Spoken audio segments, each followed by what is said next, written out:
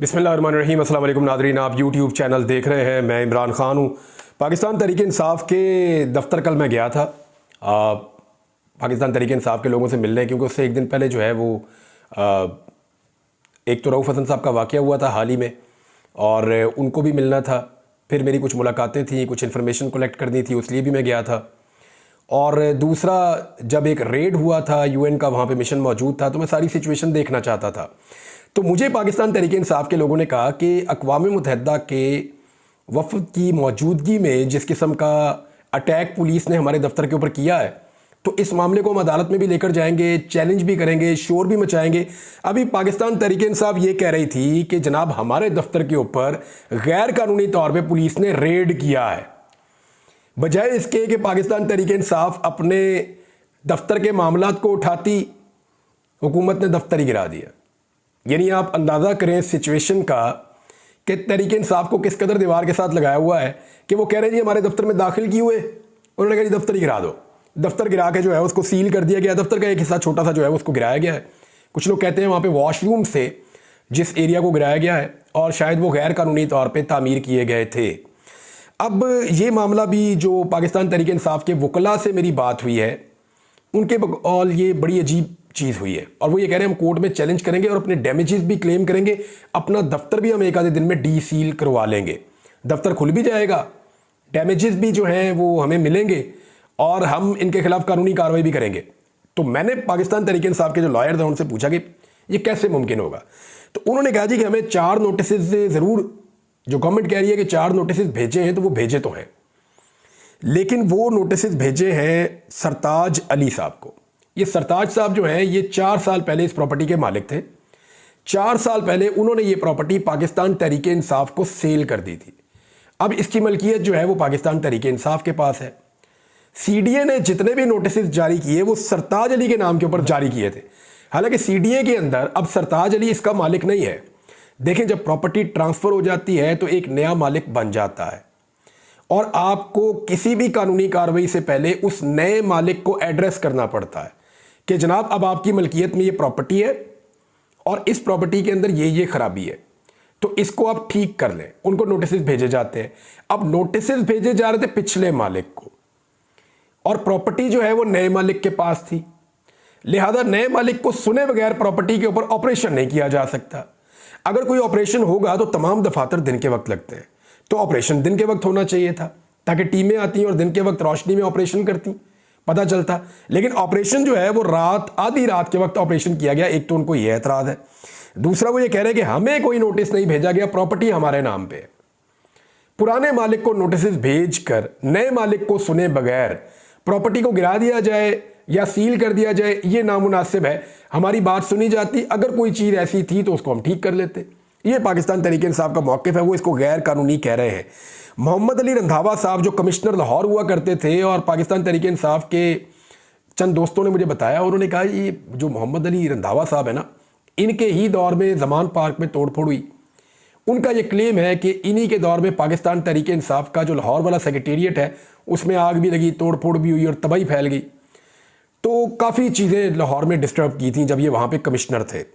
तो अब ये पहुँच गए हैं जी, मोहसिन नकवी साहब के बहुत करीब है, तो ये पहुँच गए हैं इस्लामाबाद। तो इस्लामाबाद में भी पाकिस्तान तहरीक इंसाफ का दफ्तर गिराने का क्रेडिट इन्हीं को जाता है, और उसको सील करने का क्रेडिट इन्हीं को जाता है। अब देखना यह है कि पाकिस्तान तहरीक इंसाफ अगले मरहले में क्या करती है। यानी उनके पास करने के लिए बड़ी ज़बरदस्त एक चीज़ है, मेरे साथ उन्होंने शेयर की है, लेकिन अभी वो अमानत है, तो इस पर वो एक सरप्राइज़ देंगे बड़ा इंटरेस्टिंग, और वो सरप्राइज़ आपको मिल भी सकता है। लेकिन रात गए के मनाज़िर में आपको बताता हूँ, सिद्दीक जान वगैरह वहाँ पे गए थे। मैंने उनको फ़ोन करके पूछा, उन्होंने कहा जी लोग तो ऐसे आ रहे हैं जैसे कोई अकीदत मंदी के साथ आ रहे हैं पाकिस्तान तहरीक इंसाफ के दफ्तर में। मैंने कहा क्या मतलब? उन्होंने कहा जी हुकूमत का ये कदम भी उल्टा पड़ गया। कैसे पड़ गया? उन्होंने कहा जी ये दफ्तर पाकिस्तान तहरीक इंसाफ के जो यहाँ के लोग हैं उनको ज़्यादातर को पता भी नहीं था, सिर्फ क़यादत आती थी, मीटिंग की और चले गए। उन्होंने कहा जी लोग ढूंढ के दफ्तर तक पहुँच रहे हैं और बड़ी अकीदत के साथ आकर देख रहे हैं, और वहाँ खड़े होकर नारेबाजी करते हैं, वहाँ घूमते और चले जाते हैं। तो ये पाकिस्तान तहरीक इंसाफ को चीज़ ये भी सूट कर गई है। और तहरीक इंसाफ आपको पता है मीम्स बनाने में तो वो मास्टर है। वो ये कहते हैं जी हमारे बाथरूम गिर गए, अब हम खुल के करेंगे। इस किस्म की जो है वो अजीबोगरीब बातें कर रहे हैं लोग। तो हर चीज़ के अंदर कहीं ना कहीं इंटरटेनमेंट ढूंढ लेते हैं। इंटरटेनमेंट ढूंढने के लिए ज़्यादा दूर हमें जाना भी नहीं पड़ता। हमारे पास जो हुकूमत है वो खासा अच्छा इंटरटेन करती है। ये अगर आप एक मनाजिर है, छोटा सा मैं आपको दिखा देता हूँ 2-3 सेकंड का। ये जो साहब शहबाज शरीफ साहब की फ़ोटोज़ बना रहे हैं ना, ये कोई टिकटॉकर नहीं है या कोई प्रोफेशनल कैमरामैन नहीं है, ये आपका वज़ीर इत्तलाआत है। और आपका वज़ीर आज़म जो है वो गया हुआ है अफसोस करने के लिए, ताज़ियत के लिए। एक हमसाया ब्रदर मुसलमान मुल्क है, उनके सदर इब्राहिम रईसी का इंतकाल हुआ, बड़ा संजीदा मौका है और उस पर शहबाज शरीफ साहब गए हैं। उनका नेशनल मीडिया इसको कवर कर रहा था और न्यूज़ एजेंसी के ज़रिए सारी दुनिया को ये कवरेज मिल रही थी। लेकिन उसके बीच में एक कैमरामैन फिर रहा है और आप ये देखें घूम घूम के अपने मोबाइल फुटेज से ये क्या साबित करना चाहता है। ये बताना चाहता है कि इससे अच्छा कैमरामैन कोई नहीं है, लिहाजा इसको वज़ीर इत्तलाआत रहने दिया जाए। ये क्या बताना चाहता है कि ये अपने आप को इस लेवल तक ला सकता है शहबाज शरीफ की मशहूरी के लिए, तो इसको इस सीट के ऊपर रहने दिया जाए। यानी जब छोटे लोगों को बड़ी सीटों के ऊपर बैठा देते हैं तो वो ऐसी छोटी छोटी हरकतें करते हैं अपनी सीट बचाने के लिए। यानी क्या अता तारड़ को यकीन नहीं आ रहा कि वो वज़ीर इत्तलाआत बन गया है? यानी ऐसी छोटी छोटी और अजीबो की, फिर लोग जब देखकर हंसते हैं तो पर्चा करवा देते हैं। यानी या तो ऐसी हरकतें बंद की जाए ना जिस पे लोगों को हंसी आती है, या तो ये कॉमेडी बंद की जाए जिस पे लोगों को हंसी आती है। और अगर आप आपने कॉमेडी करनी है तो फिर लोगों को अलाउ करें कि जहां पे आप बैठे हो लोग आपको देख के मुस्कुराएं, आपको देखकर हंसें और इंजॉय करें। फिर आप उनके ऊपर मुकदमा दर्ज ना करें। अब लोग आपको देखकर हंसते हैं तो आप फौरी तौर पे पर्चा दर्ज करवाने के लिए पुलिस के पास चले जाते हैं कि जनाब इन पे पर्चा दें, मुझे देख के हंस रहे थे।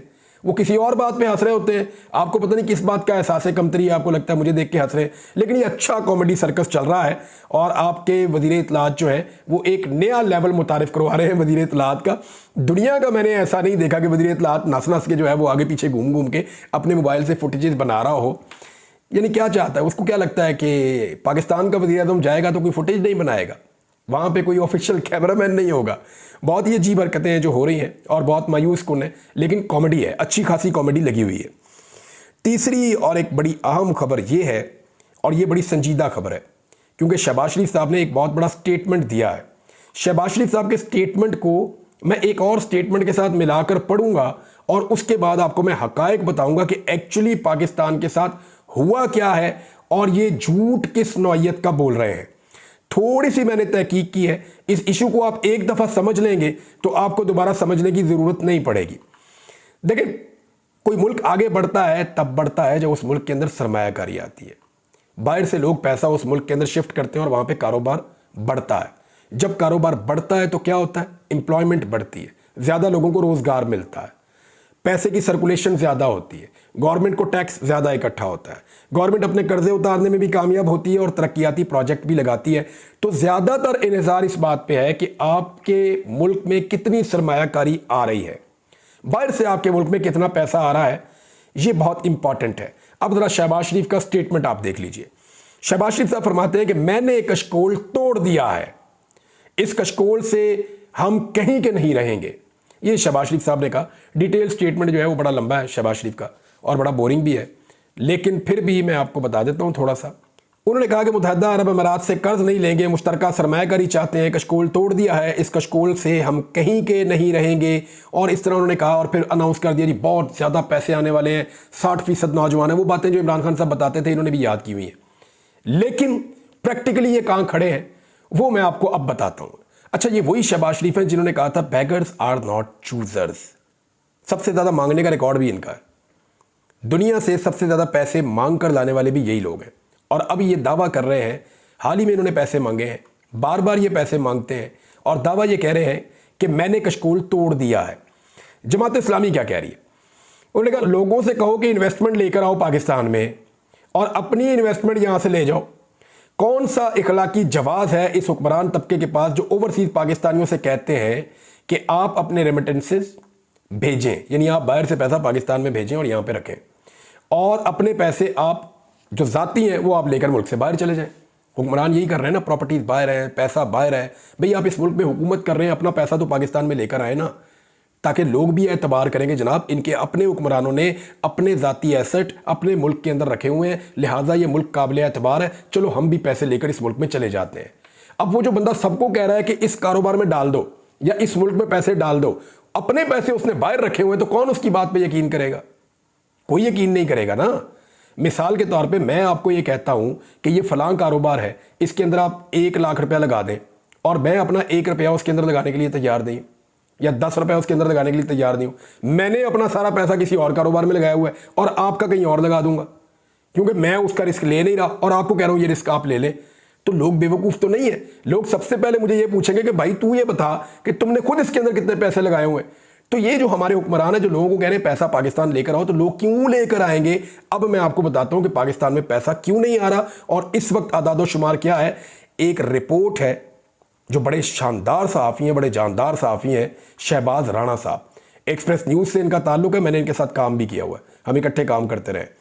उन्होंने जो रिपोर्ट जारी की है उसने सारा कुछ उदल पदल करके रख दिया है और जितनी कारकर्दगी थी सबका भांडा फोड़ कर रख दिया है। यानी ये बिजली बनकर गिरी है खबर हुकूमत के ऊपर और हुकूमत के जो सहूलतकार हैं उनके ऊपर भी। खबर ये है कि पाकिस्तान के अंदर जो बाहर से लोग लाकर पैसा सरमाया लगाते हैं, सरमायाकारी करते हैं, मुल्क के अंदर इन्वेस्टमेंट करते हैं, वो 50 साल की कम तरीन सतह पर पहुंच गई है। 50 साल का रिकॉर्ड तोड़ दिया शहबाज शरीफ ने। वो कह रहा है कशकोल तोड़ दिया, खबर कह रही है रिकॉर्ड तोड़ दिया। शहबाज शरीफ ने कशकोल नहीं तोड़ा, शहबाज शरीफ ने 50 साल पुराना रिकॉर्ड तोड़ दिया है कि सरमायाकारी पाकिस्तान में इतनी कम कभी नहीं हुई थी जितनी अब हुई है। और सिर्फ अपनी बेइज्जती नहीं करवा रहे, पाकिस्तान के इदारों की आला शख्सियात की भी बेइज्जती करवा रहे हैं। कैसे करवा रहे हैं अभी बताता हूं मैं आपको। सरमायाकारी का हदफ जो है वो पहले ही कम था, 15.1% मुकर्रर किया गया था, लेकिन ये 13.1% रही है। सरमायाकारी जो कम हुई है उसने हुकूमत के कर्जों के ऊपर इन्हिसार में इजाफा कर दिया, ये खबर कह रही है। अब मैं आपको एक इदारे के बारे में बताता हूं। इदारे का नाम है SIFC, इदारे का नाम है SIFC। ये जो इदारा है इसका जो नाम बनता है वो है स्पेशल इन्वेस्टमेंट फैसिलिटेशन काउंसिल। ये इदारा बनाया गया पाकिस्तान में ख़ास मकासद के लिए, और ये जब शहबाज शरीफ साहब PDM की सरकार में वज़ीर आज़म बने तो तब उन्होंने ये इदारा बनाया था। इसमें वज़ीर आज़म होता है, कुछ वज़रा वफाकी होते हैं, आर्मी चीफ होता है और इसमें चारों सूबों के वज़ीर आला भी होते हैं।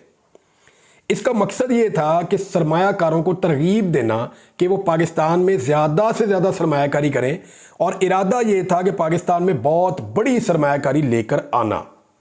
अब ये इदारा बनने के बाद तो सरमायाकारी बढ़नी चाहिए थी ना, तो सरमायाकारी इस इदारे के बनने के बाद बढ़ने की बजाय हुआ क्या, मजीद नीचे चली गई, मजीद डाउन चली गई, बल्कि 50 साल का रिकॉर्ड टूट गया।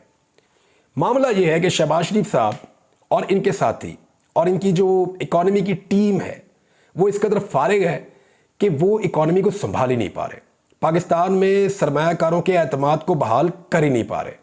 तो जब वो कर नहीं पाएंगे तो सरमायाकारी नीचे जाएगी ना। अब आर्मी चीफ को भी इसका हिस्सा बना दिया है, हालांकि वो इसमें सिक्योरिटी प्रोवाइड कर सकते हैं या जो उनसे इनपुट मांगी जाएगी वही दे सकते हैं, लेकिन मामला ये है कि अगर ये रिकॉर्ड लगा है तो सबके जिम्मे लगा है फिर। और स्पेशल इन्वेस्टमेंट फैसिलिटेशन काउंसिल इसका नाम है, और इसका जब इजलास होता है तो सबको बुलाया जाता है, लेकिन 25 तारीख को जो इजलास हो रहा है उसमें भी एक अफसोसनाक खबर ये आई है कि एक सूबे के वजीर आला को इसके अंदर माइनस कर दिया गया है, अब तक उनको नहीं बुलाया गया। वो अली अमीन गंडापुर है, पाकिस्तान तहरीक इंसाफ के वजीर आला खैबर पख्तूनख्वा, उनको नहीं बुलाया गया, बाकी सबको बुलाया गया है, और 25 तारीख को मुबैना तौर पे ये मीटिंग होने जा रही है। अब 1973-74 में ये हुआ था कि जो सरमायाकारी की शरह थी वो 13.2% तक पहुंच गई थी, जो बहुत कम थी। 13.2% तक पहुंची थी 1973 में, 74 में, उस साल के अंदर 73-74 का जो साल था, कितनी हो गई थी, 13.2%। और आज कितनी है? 50 साल का रिकॉर्ड तोड़ने के बाद शहबाज शरीफ साहब कह रहे हैं कशकोल तोड़ा है। नहीं जी, आपने रिकॉर्ड तोड़ा है, क्योंकि 50 साल का रिकॉर्ड तोड़ दिया आपने लोएस्ट, कम तरीन सरमायाकारी का जो आपके मुल्क में हो रही है, और स्पेशल आपने इनिशिएटिव्स लिए थे, इसके बावजूद ये हाल किया आपने। नाज़रीन, आखिरी खबर जो मैं आपको देने जा रहा हूँ ये बहुत इंपॉर्टेंट है। इमरान खान साहब का साइफर केस में अंदर रहना और इद्दत केस के अंदर अंदर रहना तकरीबन नामुमकिन होता जा रहा है। अब सिर्फ एक मुकदमा है जिसके अंदर उनको अंदर रखा जा सकता है, वो ये है कि जो ट्रायल कोर्ट में उनका एक केस चल रहा है अलकादर यूनिवर्सिटी वाला, उसमें उनको सज़ा दे दी जाए, लेकिन उसमें सज़ा देने के लिए कम से कम 2 महीने का वक्त लगेगा, यानी 1.5 से 2 महीने कम से कम लगेंगे अगर अलकादर यूनिवर्सिटी वाले मामले में इमरान खान को सज़ा देनी है तो फिर इमरान खान साहब तो बाहर आ जाएंगे। अंदर कैसे रखा जाए इमरान खान को? अंदर अगर इमरान खान को अब रखना है तो सिर्फ एक रास्ता बचा है, और वो दोबारा से तोशा खाना, कि तोशा खाना को एक मरतबा फिर ट्राई किया जाएगा, एक मरतबा फिर, क्योंकि इन्वेस्टिगेशन की सतह के ऊपर कुछ चीज़ें पहुंचाई गई हैं, उनमें इमरान खान साहब की गिरफ्तारी डाल दी जाएगी और कोशिश की जाएगी कि मज़ीद इसको ड्रैग किया जाए उस वक्त तक जिस वक्त तक ये जो अलकादर यूनिवर्सिटी वाला केस है उसका दोबारा फैसला हासिल नहीं कर दिया जाता इमरान खान के खिलाफ। और अगर तोशा खाना का केस ना बन सका तो याद रखिएगा कि साइफर में और इद्दत केस में, ये दो ही रह गए, इनमें इमरान खान साहब फिर अंदर नहीं रहते। बहुत मुमकिन है या तो वो 1-1.5 हफ्ते में बाहर आ जाएंगे या फिर ये मामला लटक जाएगा आइंदा चंद महीनों तक, अगर उनकी नई गिरफ्तारियां डाल दी गई तो।